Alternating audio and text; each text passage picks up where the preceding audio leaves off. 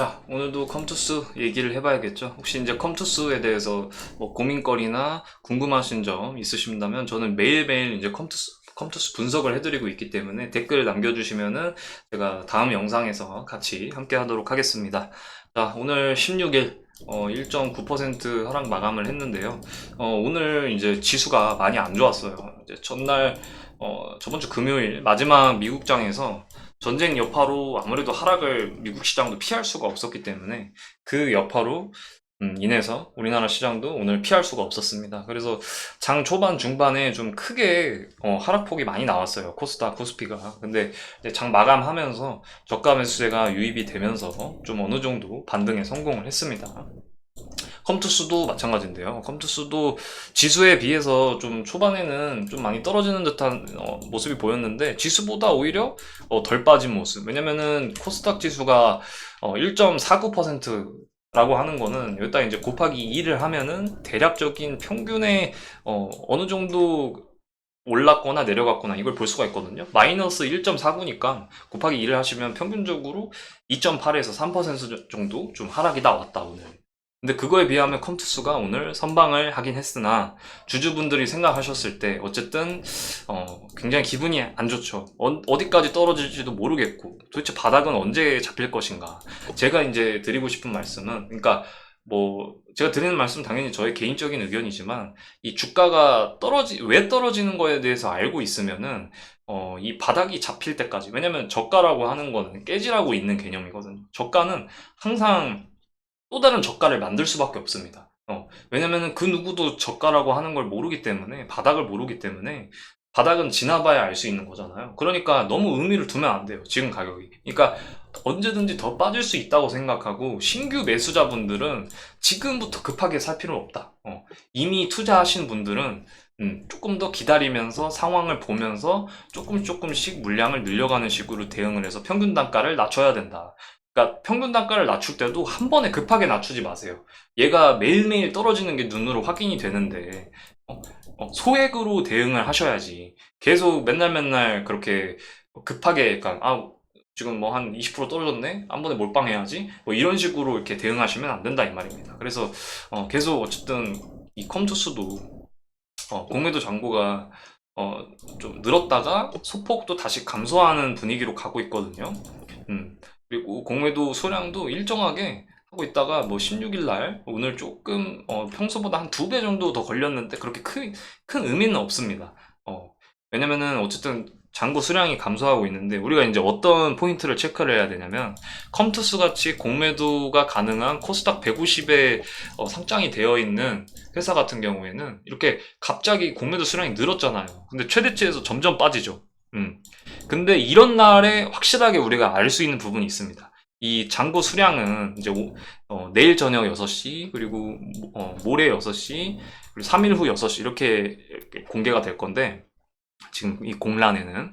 근데 이날 이제 공매도 수량이 계속 줄어들고 이날에도 혹시 공매도가 잔고 수량이 줄어든 걸로 파악이 되잖아요.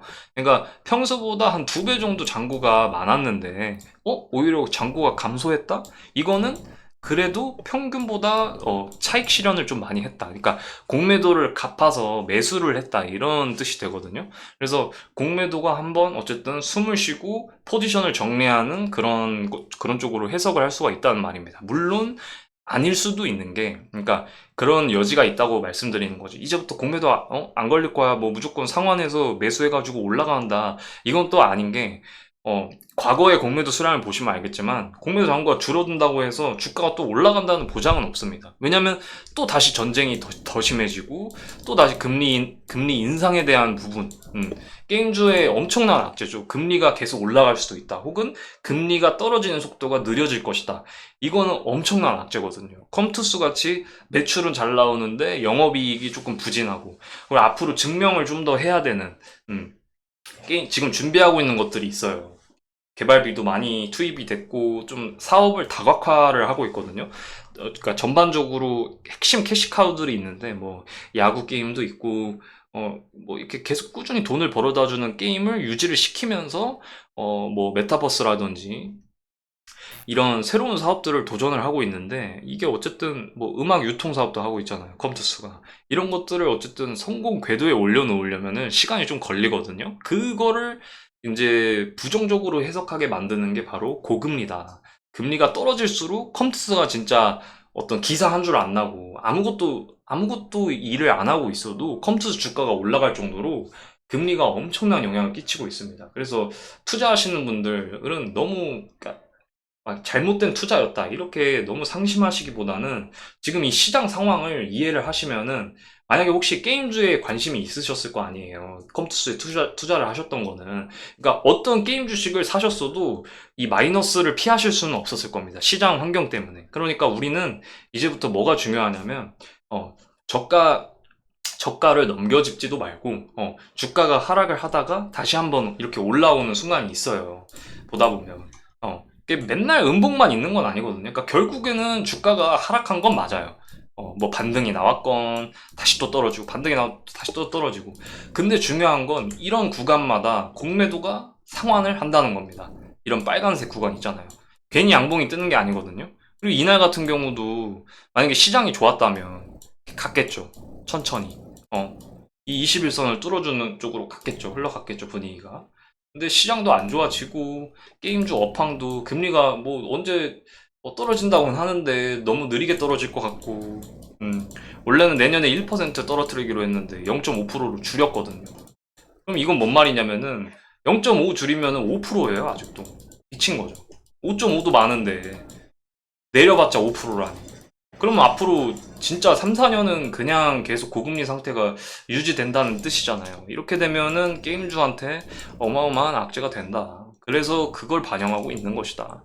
그리고 생각보다 어쨌든 저가 부근에 온 것인지 아닌지는 100% 누구도 확신할 수는 없지만 지수보다는 덜 빠졌다. 이거는 긍정적이다. 그래서 이러한 사실들을 객관적으로 들으셔야 됩니다. 무조건 뭐 더 이상 빠질 일은 없다. 이런 말씀을 드리는 게 아니에요. 이제 그러니까 매도 먼저 맞는 게 맞고 그리고 매를 또 너무 맞다 보면은 반항도 한번 하잖아요. 저는 그걸 말씀드리고 싶은 거거든요. 너무 부정적으로 당연히 보이지만 오히려 부정적으로 보일 때일수록 생각을 전환을 해야 된다. 왜냐면은 내가 생각을 전환한다고 해서 주가가 올라가는 것도 아니고 시장이 좋아져야 가는 거기 때문에 그래서 우리는 너무 여기서 조급해할 필요가 없다는 겁니다. 제가 드리고 싶은 말씀. 모든 게임 주식이 다 매를 맞았어요.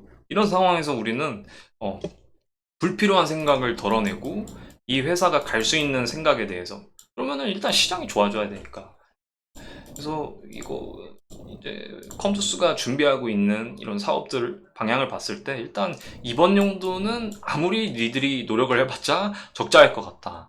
이게 포인트거든요. 기관이 아주 그냥 대놓고 무시를 합니다. 컴투스가 준비하고 있는 사업에 대해서.